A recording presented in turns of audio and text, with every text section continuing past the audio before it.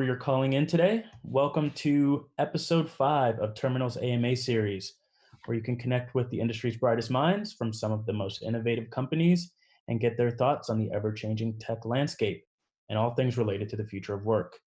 We're thrilled to welcome today's featured guest, founder and CEO of Aleria and TED Talk alumnus, Paolo Gaudiano. He'll be joined in a conversation on diversity and inclusion in the era of COVID-19 with Terminal's Director of Partnerships, Racquel Cross.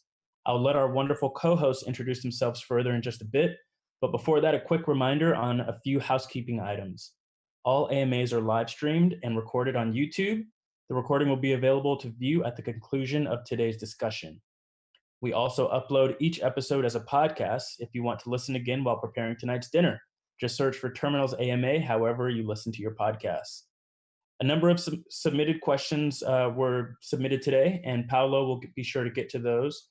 But if you have additional questions over the course of the conversation, please type them into the Q&A Zoom function, and we'll get to as many as we can over the course of the call. With that said, there's a lot to get to, so I'll pass it over to Racquel, who will introduce herself and to our special guest for today. Thank you. Thanks, Dorian. Hi, everyone. I'm Racquel here with Terminal. In case you're not familiar with us, we're an expansion partner that helps companies recruit, hire, and operate remote engineering teams across Canada and Mexico. Joining us today is the amazing Paolo, co-founder and CEO of Aleria. Paolo, welcome, and thank you so much for joining. Please tell us a little bit about your incredible experience and journey into the world of D&I. Thank you, Racquel. And first of all, I would like to thank you and the rest of the Terminal team for inviting me to do this. This is wonderful. And I also want to thank all of the attendees. I know these days everybody's getting bombarded with invitations to join Zoom, for all kinds of topics. And the fact that you're taking your time to listen to us speak today is very flattering. Really appreciate that. And I want to, just very briefly, I am not your stereotypical D&I expert. Not just because of my race and gender, I'm you're very, kind of straight, white, cisgender man, but also because I came into this from a really unusual angle, which is from an angle of analytics and research. And I began my career as a professor teaching AI, neural networks, robotics at Boston University, started 30 years ago, actually. And then I spent about 9 years or so in academia and then became an entrepreneur, was involved with a lot of consulting. And over the course of the years, I did a tremendous amount of work on analyzing people systems, by which I mean any kind of, whether it's companies or cities or traffic on a highway, for marketing purposes, for workforce purposes. And then about 5.5 years ago, I had this kind of light bulb moment where I realized that there was an opportunity to combine the work that I'd done with my personal interest in diversity and inclusion. So I literally dropped everything that I was doing, spent about a year doing research and getting up to speed, and then eventually ended up becoming involved with 3 different entities. And I have co-founders at each of the entities. In fact, 2 of my co-founders I believe, are on the webinar right now. And one of them is Aleria, which is a small for-profit company that focuses on corporate diversity and inclusion. We help organizations understand how to quantify the benefits of diversity and inclusion and what to do about it. And then Aleria Research, which is a nonprofit that focuses on diversity and inclusion research in areas outside of corporate D&I.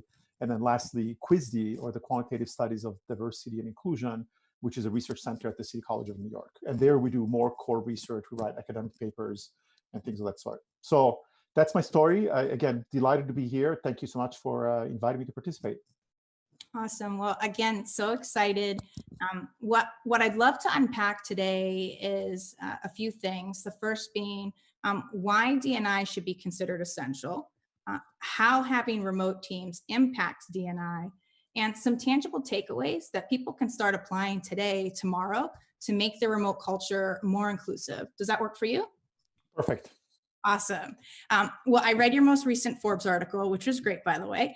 And you mentioned a triple whammy that is happening to people of color and marginalized groups due to COVID-19. The first being that people of color and people with disabilities are being impacted at disproportionate health levels.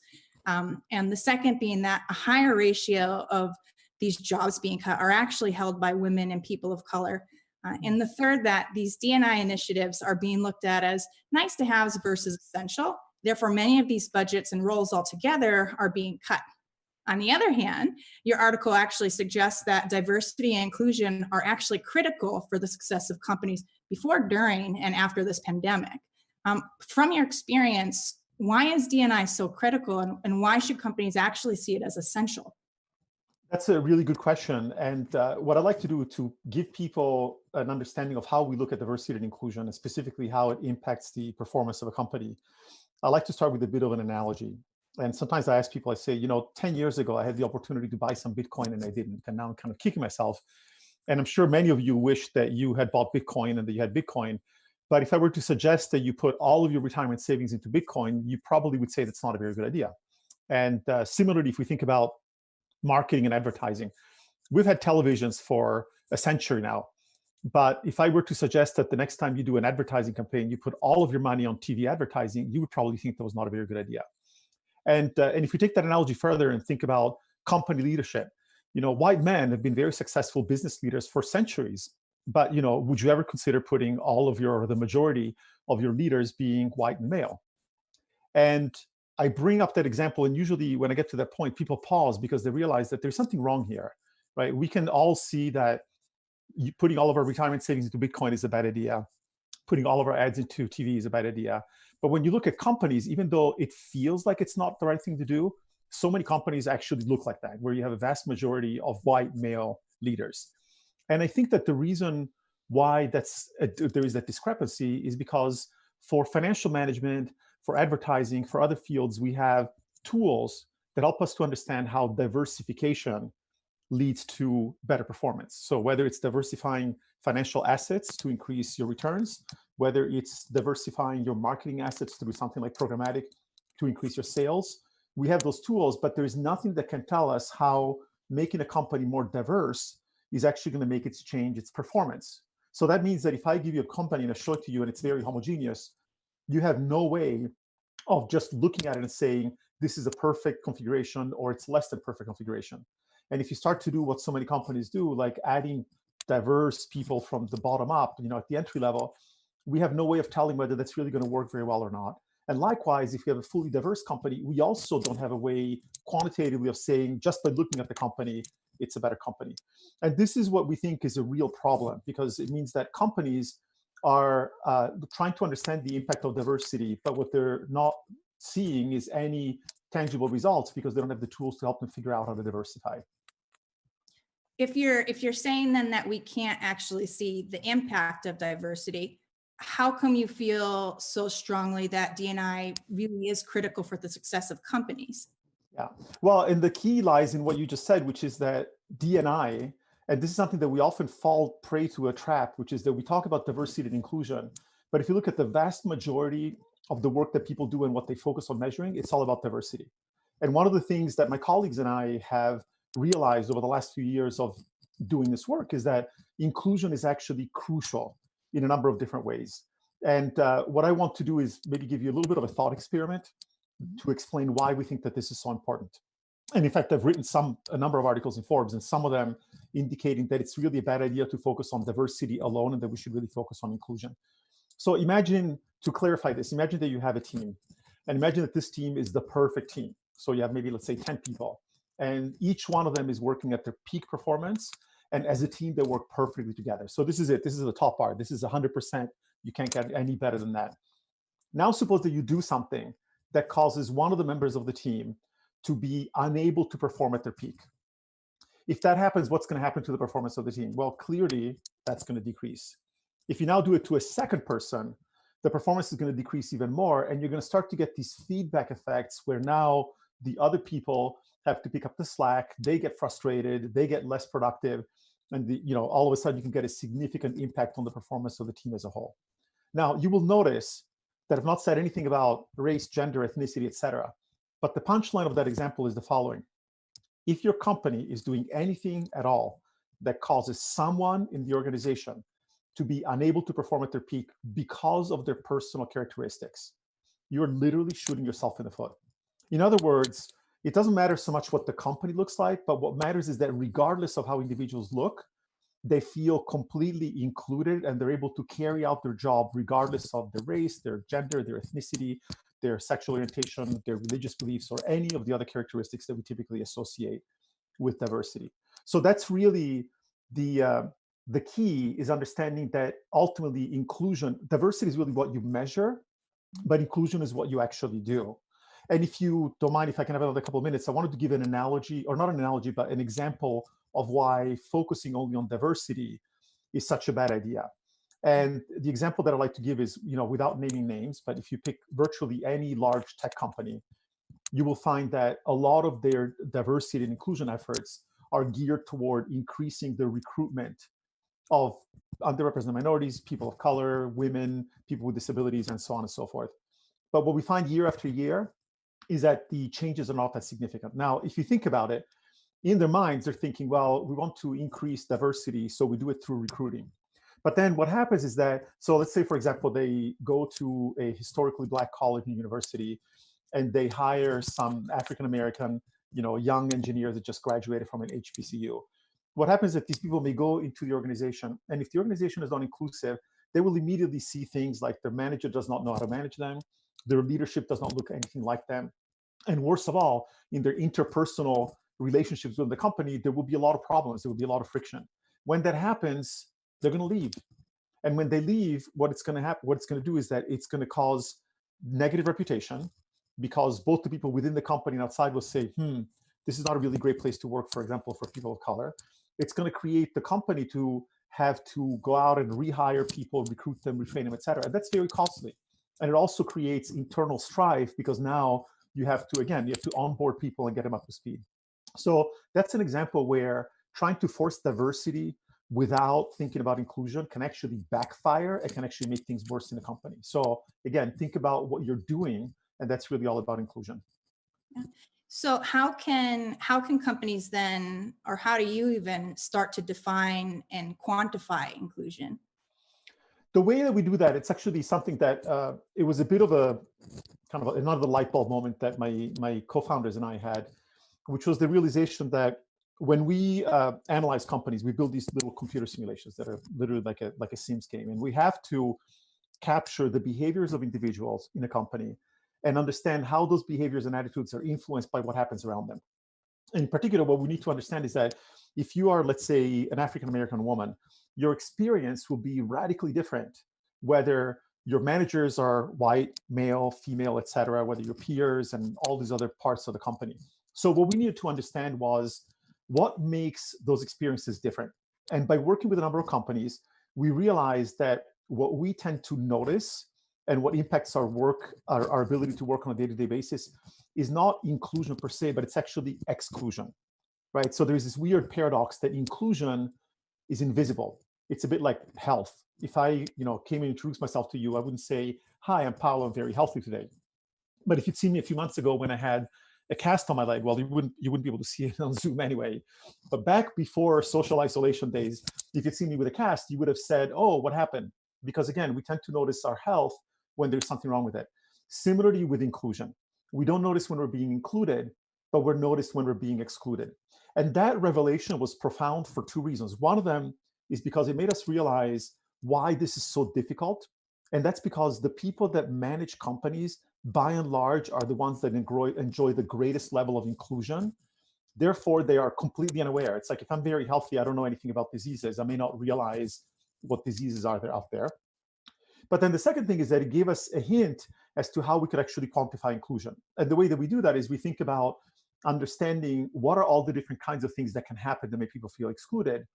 And very much like what you do when you go to a doctor, where you get a form that gives you symptoms and it gives you all the diseases that you may have and asks you, do you have this, do you have that? We have come up with a similar formula where we've broken it down into 9 broad categories of inclusion. And what we can do is we can literally work with companies, and through a combination of workshops and or surveys, we literally ask people, what are times that you felt excluded in these categories? And when that happened, why is it? Is it because of your managers? Is it because of corporate policies, et cetera? And by doing that, we can literally quantify. We can give a company an X-ray that says, you have, these are the 2 or 3 biggest areas. And just to give you an example, there may be things like promotions and career advancement, compensation and benefits, workplace interactions, recognition and respect, and so on and so forth. So we developed these categories and we can quantify it, which has a number of benefits, but it's a really exciting way to make people much more aware of what is going on inside their companies. That's great. And keeping that in mind, it begs the question with some of these barriers of inclusion, what does having remote teams make it capable to actually remove some of those barriers? How does that work? So remote, this dramatic change to remote life, which is something that we're all used to, is really interesting because it's highlighted on the one hand things that certain groups have always asked for that are beneficial to groups as it relates to diversity and inclusion, but also it highlights some problems. But in terms of the benefits, I would say there are two, and they impact both the diversity side of the equation and the inclusion side of the equation. On the diversity side of the equation, there is the ability to recruit talent from a much broader set of geographical areas, socioeconomic backgrounds, and also it has a positive impact in that people that are often marginalized, members of underrepresented minorities, sometimes feel a lot of stress from having to be in the office every day, where they may be exposed to different kinds of microaggressions, different kinds of situations that are very difficult, again, for a sort of majority person to notice, but those can really grind, and for people that are not part of the majority. And so having that remote access also makes them feel more included, or at least it removes some of those aspects of the day-to-day work that can potentially make somebody feel excluded. So those are, I think, are the two primary things. And then there are a number of other things that I personally like. Like, I have to say, this is the first time in about a month that I've actually worn a shirt with a collar.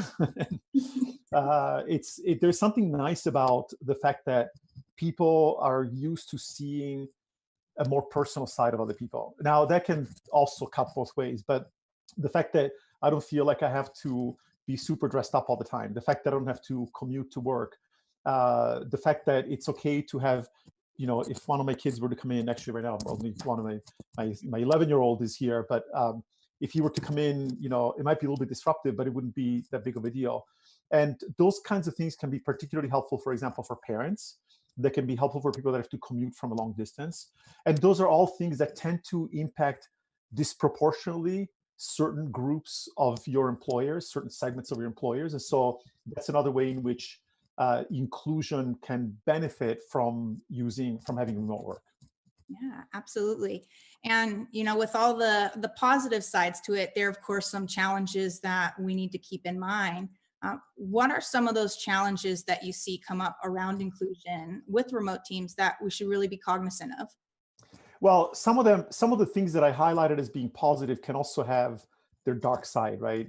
One of them is the fact that sometimes you may not want to be seen on camera, right? Sometimes you may want to keep that video off, and that can be a little bit awkward. But there is also other issues. For example, one of the obvious one that is specifically related to diversity and inclusion is the fact that as much as we, and when I say we, those of us that work in tech especially, tend to take internet access for granted.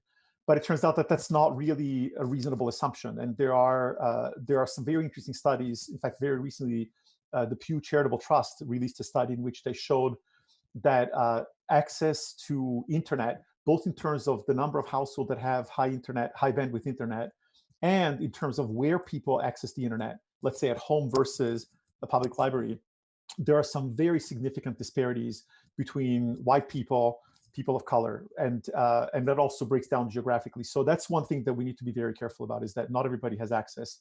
There is also the fact that when you're doing a video, especially in a situation like webinars where you're only seeing the panelists, but even if you have more of a regular meeting where you can see all kinds of people, you lose a lot of the body language. You lose a lot. You can see I move my hands a lot, right? So you can still at least see that. If I was moving my feet, maybe you wouldn't see it as much. But the ability to communicate with people in person clearly creates additional cues and additional things that are lost online.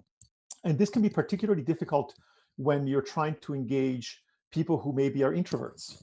So if you have somebody that is an introvert, it's very easy in a Zoom call to just kind of disappear off in a corner and feel like you're not really part of the conversation. And then as you feel excluded, that's not necessarily very good. I would say some of the other things uh, there is actually, this is something that I just read a couple of days ago.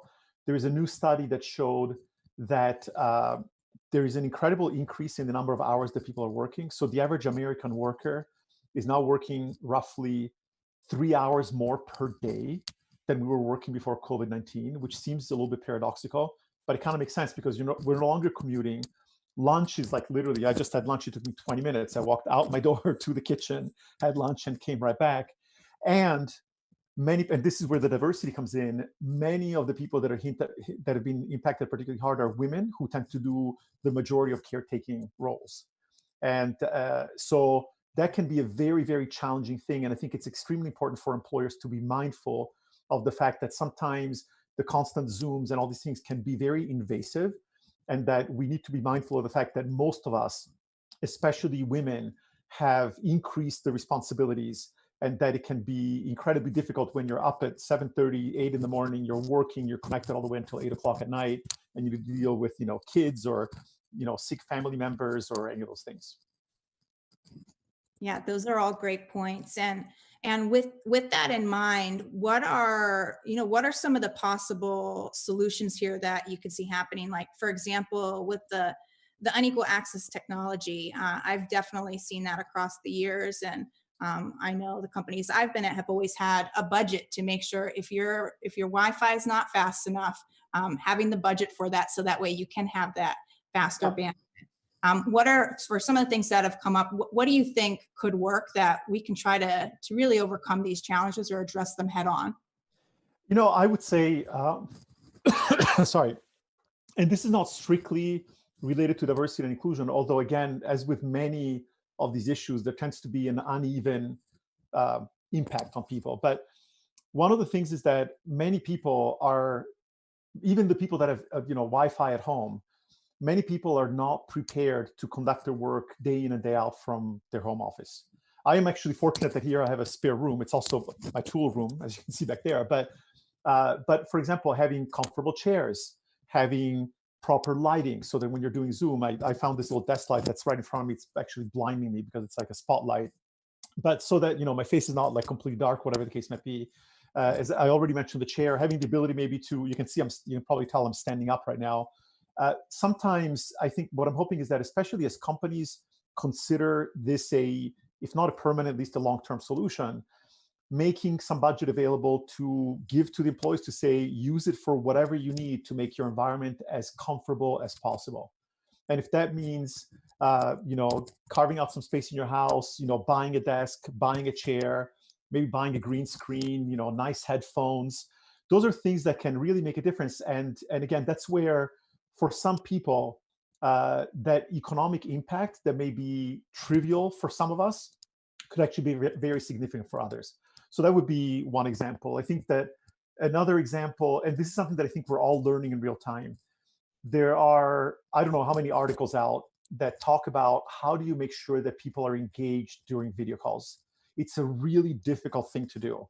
And it's something that people are encouraging presenters to do things like Q&As that are, doing polls, doing games. Also, there are platforms. Zoom is sort of become universal in some ways, but there is a growing number of platforms that provide other things that you can do. Like you can do breakout rooms where different participants can speak to one another. And also make sure that if you are the organizer of a meeting, make sure that you're including everybody. Always ask yourself, did I invite all the people that should be invited, etc. And then if it's an actual company meeting, take the time to stop and ask individual people, and make sure that you tell them ahead of time, that you say, okay, during this meeting, we're going to call on everybody to make sure that you're okay. Ask people how they're doing. And if somebody's not participating, then, ask them. Again, you want to be a little bit respectful because you don't want to catch somebody off guard. But if you make it clear that these are not meant to be one way, it's not a webinar, right? It's a company meeting. We should all be participating. So those are some of the things that you can do.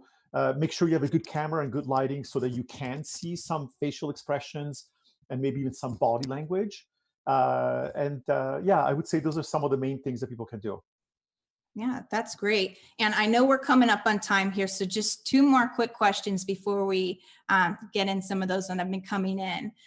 With every company being remote now and considering whether or not to continue it once things start to normalize, aside and along with everything that we've discussed, what is the overarching impact that we can see happening with D&I if companies keep this remote friendly practice post-COVID? How can we really be looking at this as an opportunity to make a positive impact on D&I? So I have two ideas that I think are particularly relevant to that. The first one is sort of the obvious one, which I already kind of mentioned in passing, which is the ability to tap into a broader talent pool. And I think that this is going to be especially beneficial for companies that may reside in parts of the country where it's difficult to get access to diverse talent. And as an example, I was not long ago, a few months ago, just before all hell broke loose, I was giving a workshop in Vermont, and I was talking about diversity and inclusion, and some people in the audience pointed out, they said, well, Vermont is a very homogeneous state. There's not nearly as much diversity as if you even compared to New York, and even let's say New York City compared to upstate New York where I am right now. And so I think that right there, the ability to tap into a broader segment of the population by hiring not only around the country, but you can potentially start to hire more people overseas more easily as we develop better techniques to do remote work. That'll be great. That's about diversity. I also want to focus on the inclusion side. One of the things that I have argued in one of my recent articles, I think the one that you mentioned earlier, is that right now there is, as we know, the unemployment numbers are horrific. We've not seen unemployment like these since the Great Depression of 100 years ago. And what that means is that right now, if you have employees, the likelihood that they will leave to go work somewhere else is incredibly low. But the moment that things start to improve, if you are not inclusive, if you do not treat your employees right, if you do not have a culture that makes people feel welcome, those will be the first to go. And your best talent is going to have amazing opportunities to just jump ship. So if you learn to be inclusive, if you take advantage of the remote work to embed inclusive practices, you're not going to be helping just the people that are normally underrepresented, but you're going to be helping everybody, because this ultimately makes everybody's life easier. Flex work is the number one requirement that, like, every employee, when they talk about their favorite benefit, it's flex time. So if you've set that up and you're willing to continue that beyond the COVID pandemic, whenever that will last, you could be in a really, really strong position by being more inclusive. That's great. I know we're at 1 minute, so I just one more question, then we'll take one from the audience tuning in. Aside from everything we've already gone over, what is the one major thing that we can all do to be a better champion of D&I? That's also a great question. And what I'd like to remind people is that sometimes people think about D&I in the work context, but you should not sort of partition your life that way. Diversity and inclusion is something that I would encourage people to embrace in their everyday life. We, especially in this country, which is quite a melting pot, there are opportunities, and now that everything is online, you can check out shows, you can read books, you can listen to music, you can expose yourself to a variety of experiences that introduce you to other cultures and make you increasingly comfortable. And that's also going to make it much easier for you to be comfortable in the workplace with people from different backgrounds. And I think that that's a very important point. And I would also encourage people, since we're doing so much stuff online right now, when we're done with this webinar, go to your LinkedIn profile, go to your Twitter account, go to some of your social media, and ask yourself, what do the people that I follow look like? How many women of color do I follow? How many times have I retweeted somebody who was not a white man? And I think that you will be surprised, because there are tremendous biases that have been documented. So there is something that, even just with a minor effort, just make sure that you're being more inclusive in your actions. Try to make yourself more comfortable around diverse cultures and environments. And I think that you will see that that has a very, very significant impact in both your personal and your professional life. That's fantastic advice. And I know we're 1 minute over. We'll just ask one question from the audience, and then if anybody wants to continue the question, you're welcome to connect with us and continue on LinkedIn or so on. Paolo, with everything going on with social distancing and some companies going remote overnight, what are some other ways that companies can keep an engaging culture while social distancing? I'm going to say this is something that we still haven't worked out completely. We're seeing this changing dramatically quickly, but I've seen companies do things like happy hour. And by the way, the term happy hour has a connotation that often, makes one think about alcohol, right? Mm-hmm. That's something that can be potentially not a very inclusive approach. In fact, I know that I see that actually with my wife, for example, when her office has happy hours, tend to be late in the evening and tend to involve drinking, and it's really not very fun for a lot of people. So take advantage of the online opportunity to do things like, I've heard people call them healthy hours, or our company, my co-founders came up with the idea, we call it the hang. We hang one day a week. We also use, and again, I have to give credit where credit is due. This was not my idea, but it was actually my co-founders came up with the idea of a water cooler channel in Slack. So if you use Slack, create a channel where people can come in and talk about whatever, talk about going on a bike ride or buying something, or having a wonderful day, or it's snowing outside in New York on May 13th, or whatever the case might be. And then also make sure that you remember, there was a very interesting article in HBR that talked about the fact that the way that we learn is not just logical, but also emotional. And it's incredibly important when you get on webinars or company meetings, start by asking people how they're doing. Ask them how they're feeling. Ask them how their life is going. Ask them if they're having any particular problems or issues that are making their life difficult, because we're all human beings. And we've lost that, hey, I'm in the hallway, let's grab the chair, let's grab a lunch together. And so you really need to go out of your way to create those kinds of opportunities. Yeah, those are awesome. I think just a couple I'd add on. I've been seeing some great ones come on, like using apps like Jackbox if you want to do like a game night, fitness challenge. We can't go to the gym anymore. Not that I was going before anyway, for those that were. Fun ways that we can encourage each other and do at-home workouts.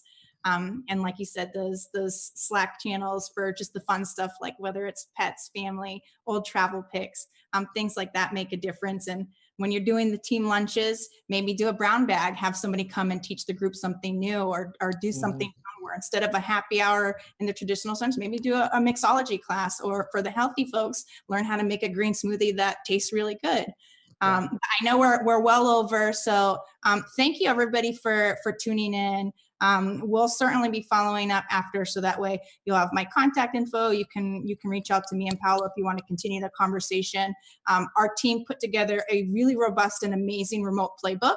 We'll be sharing that with you as well, so that way you can take those best practices. And we'll be sharing this link, so in case you either missed the beginning and you can have a look through and share with your team. With that said, Paolo, thank you so much. It was absolutely amazing having you on today. Thank you. Really appreciate it. Thank you, Racquel. Thank you, Dorian. Thank you, Eric, for helping with all the stuff in the background. And again, really appreciate all the panelists. I mean, the panelists and the attendees for showing up today. And feel free to reach out and contact me. Very easy to find on LinkedIn or through aleria.tech. So take care, stay healthy, and let me know if you have any questions. Awesome. Bye, everyone. Enjoy the rest of your week.